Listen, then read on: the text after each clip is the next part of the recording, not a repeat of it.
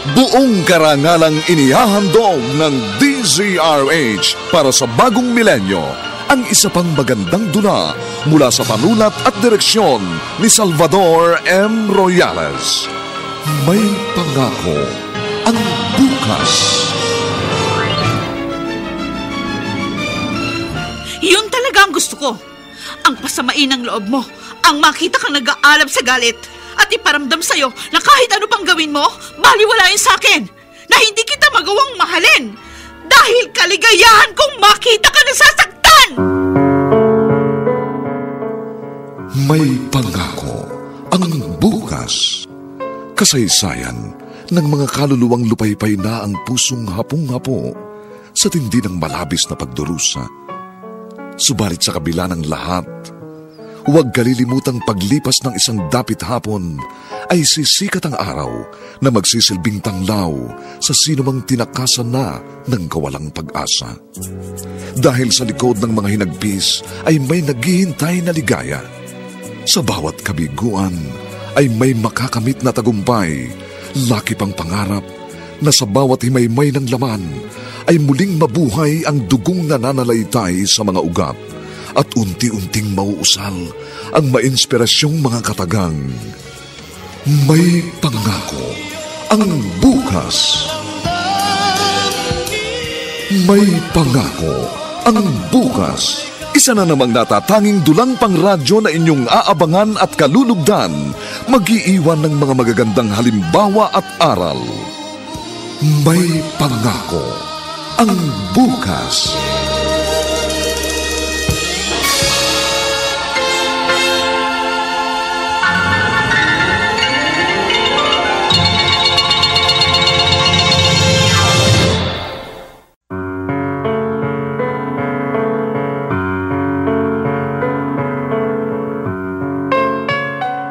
Magandang araw na muli sa inyong lahat, mga kaibigan. Narito na po ang 3 kabanata ng ating tampok na kasaysayan sa linggong ito, pinamagatang Kaligayahan kong makita kang nasasaktan.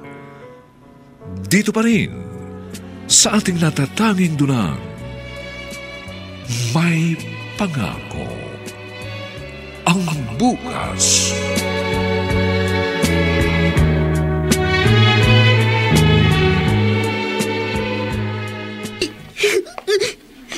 Nico, bakit na tinatawag para kumain? Nandito ko lang pala sa kwarto mo. Bakit umiiyak ka? Ha? Si Papa po kasi, Mama. Bakit po siya ganun? Wala naman po akong maling ginagawa, pero galit na naman po siya. Kahit anong gawin ko po, parang ayaw niya. Huwag mo na lang siyang pansinin, anak. Sabi ko nga, baka pagod lang siya dahil galing sa trabaho. Tsaka bakit po ayaw din niya ako lumabas ng bahay? Gusto ko na pong mag-aral, gaya ng ibang bata. Ayaw niya. Gusto niya dito lang ako mag-aral sa bahay. At pinupuntahan na lang ng teacher. Anak, ang mahalaga, nakakapag-aral ka at natututo. Pero gusto ko po, gaya ng ibang bata. Tulad ng napapanood ko sa TV. Pwede silang maglaro sa labas o kahit saan. Pero ako po, sa garden lang pwedeng maglaro o kaya sa loob ng bahay. Yung kasi ang gusto ng papa mo.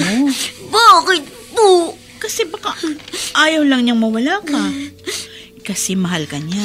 Pero hindi po niya ako niyayakap. Di po ba kapag love niya, dapat niyayakap? Gaya niyo po, niyayakap niyo ko. Pero si Papa, bakit po siya ganun? Talaga po bang hindi niya ako mahal? Ito talagang anak ko, ang dami mong tanong. Sige na, lumabas ka na ng kwarto para makakain ka na. Sasabayan kita. Diba gusto mo yon? Opo. Sabay tayo sa pagkain. Opo. Sana po, kahit minsan, sumabay naman po sa atin si Papa.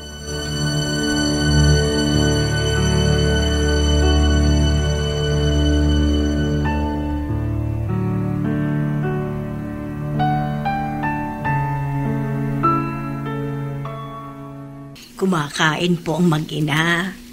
Bakit hindi ninyo sila sabayan? Hindi na kailangan. Sir, nagtataka po ang bata. Saan? Sa pagtrato ninyo sa kanya. Kinalakihan na niyang lagi kayong galit. At nagtataka yung bata. Ano bang sinasabi sa kanya ni Sofia? Pagpasensyahan na lang daw kayo dahil baka pagod lang kayo sa trabaho. Sapat na yun. Hindi na kailangang ipaliwanag pa sa kanya. Sir, hindi po sa nakikialam ako. Bakit hanggang ngayon hindi niyo pa rin natatanggap si Nico? Napakabait po ng bata. At nakikita ko kung gaano siya kagiliw na makasama kayo. Kaya nga lamang kayo ang lumalayo sa bata. Minsan tuloy nakakaawa Sabik siya sa pagmamahal ng ama. Nariyan nga kayo. Pero ang layo niyo sa kanya. Ana, Adela. Tinuturuan niyo ba ako ng dapat kong gawin? Naku, hindi po, sir. Nasasabi ko lamang po yun. Huwag niyo naman sanang masamain. Alam kong ginagawa ko. At ayoko na pinakikialaman at pinangungunahan ako. Oo. Taga-silbi ka sa bahay na to, di ba? Alam mo ba yun? Opo. Alam nyo? Alam ko po yun. Mabuti. Kaya lumugar ka sa dapat mong kalagyan. Hindi yung nakikialam ka.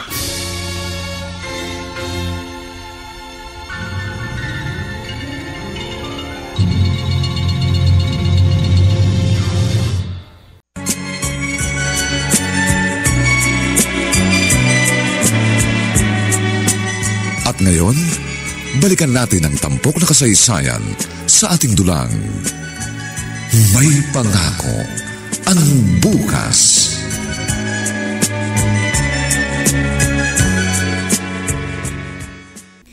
Niloko po ako ni Tia Armida. Sabi niya, isasama po niya ako sa taong uutangan nila ni Joe Bart ng pang-tuition ko sa pag-college.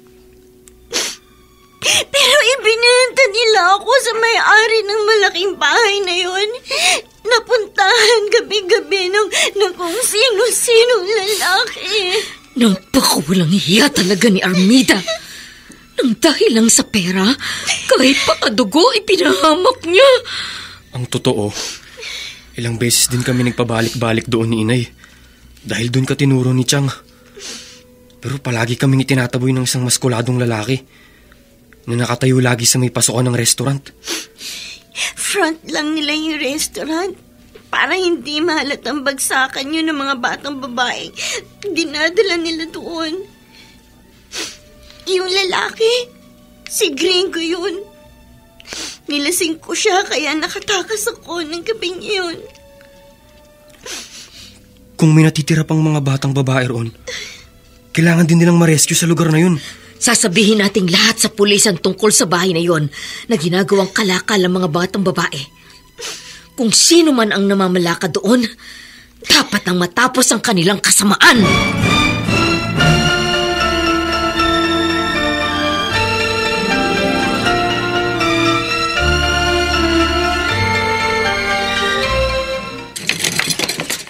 Armida!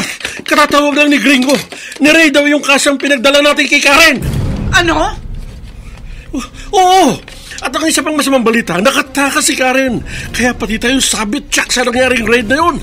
Kapag ikinanta tayo ng pamangkin mo. Kung ganon, umalis na tayo rito.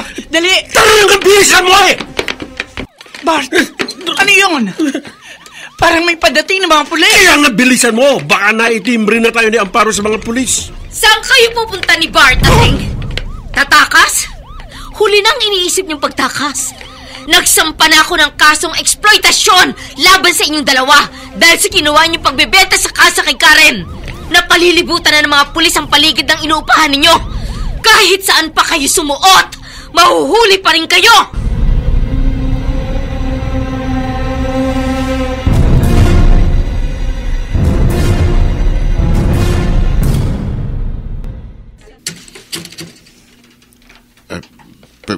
Pwede ba akong tumuloy, Amparo? Kung ang ipinunta mo rito ay ang pilit na namang pagpapaalis sa amin sa loting ito, mabibigo ka lang ulit, Dikong. Aba, hindi. Nagpunta ako rito para ayusin ang mga gusot na nangyari sa ating mga pagitan. Ang ibig ko pa rin sabihin, kalimutan mo ng pagpapaalis ko sa inyo rito. Wala namang nababago sa disposisyon kong hindi umalis dito. Kahit pa sinasabi mo ngayong kalimutan ko na mga nauna mong sinabi tungkol sa loting ito ng asawa ko. Hindi, kung ano man ang nasabi ko sa iyo nung una, pasensya ka na. Nahawa lang kasi ko sa kasakiman kay Armida. Nakita mo naman itong huli.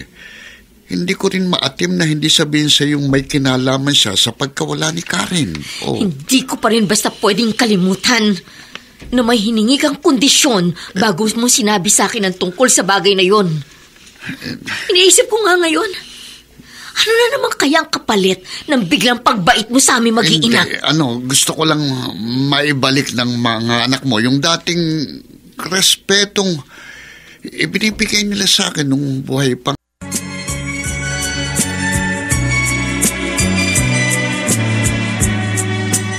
At ngayon, balikan natin ang tampok na kasaysayan sa ating dulang. May pangako ang bukas.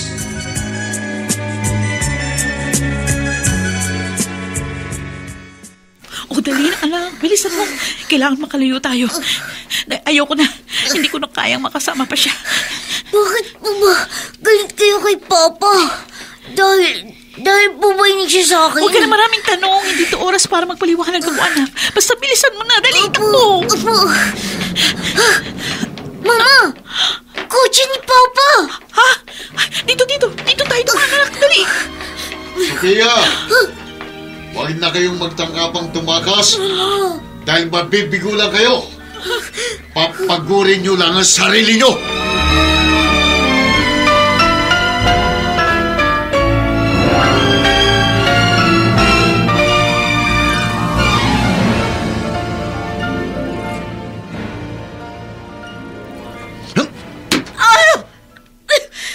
Sa tanda kong ito, nagawa niyo pa akong sakdan. Dahil hindi mo ginagawa ng maayos ng trabaho mo. Nakalimutan ko lamang ilak ang bahay nang umalis ako para mabaleng. Yun na nga eh.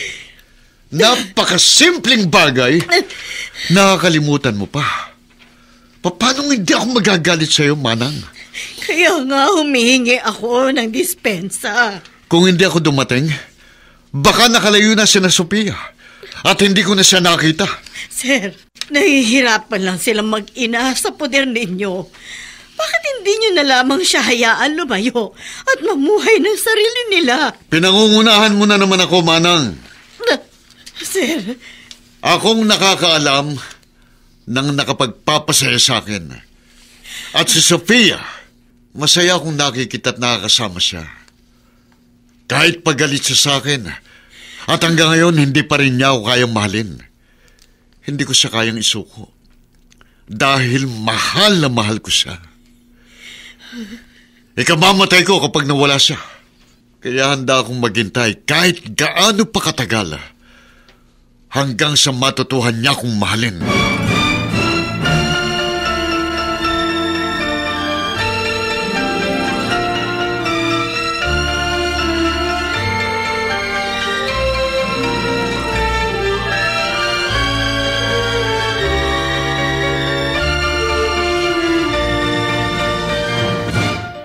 Akala mo yata maisan mo ko, no? Hindi mangyayari yun, Sophia.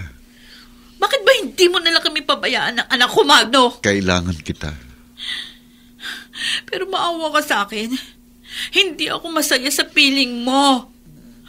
Kahit pa maging pagmamay-ari mong buong mundo, hindi pa rin ako magiging masaya dahil hindi kita mahal. Sophia, ikaw ang tanging nagpapaligaya sa akin. Kaya hindi ko isusukong pagmamahal ko sa iyo. Kaya dito ka, kasama ko.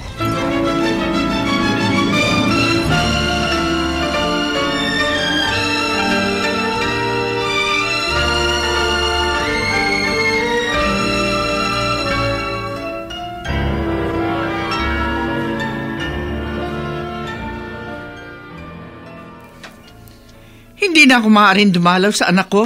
Oo. Pero tatay, pumayag ka na. Nag-usap na tayo, Magno. Pero naging matigas ang ulo ni Sofia eh. Nagtangga pa siyang tumakas. Kaya bilang parusa sa kanya, hanggang loob na lang siya ng bahay. At kahit pa sa garden, hindi sila makakalabas. Ano ba talaga ang gusto mong gawin mo sa anak ko? Ginagawa mo na siyang bilanggo. Ayoko lang na iwan niya ako, Aling Beatriz. Nag-iingat ako. At naniniguro na hindi siya makakatakas. Magno, maawa ka naman sa anak ko. Bigyan mo na siya ng katahimikan. Makulit ka rin eh. Bakit ka ba nakikialam? Kung hindi ka titigil sa pakikialam at hindi mo ako patatahimikin, baka ikaw ang patahimikin ko!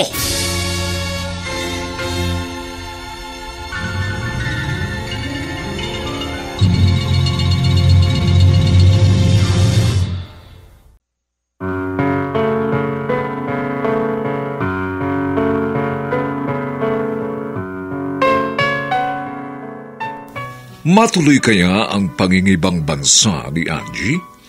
Anong buhay ang kanyang daratnan sa ibayong dagat?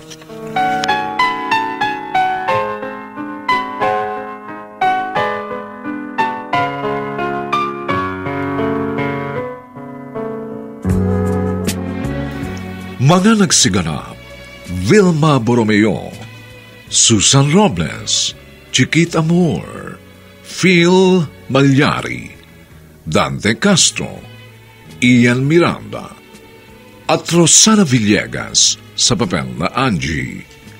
Nilapatan ang tunog ni Jerry Mutia. Sa musika ni Buboy Salonga. Supervisyong teknikal ni na Eric Lucero at Bong Muyar. Ang ating kasaysayan ay mula sa panulat ni Edna Diaz at sa direksyon ni Ben Mercado. Ito po ang inyong kaibigan June Martin Legaspi, nag-aanyayang huwag po ninyong kaliligtaang sundan at pakinggan ang mga susunod pang kabanata ng kasaysayang ito. Impyerno ang sinapit ko sa paghanap ko ng langit. Dito pa rin, sa ating natatanging dulang, may pangako ang bukas.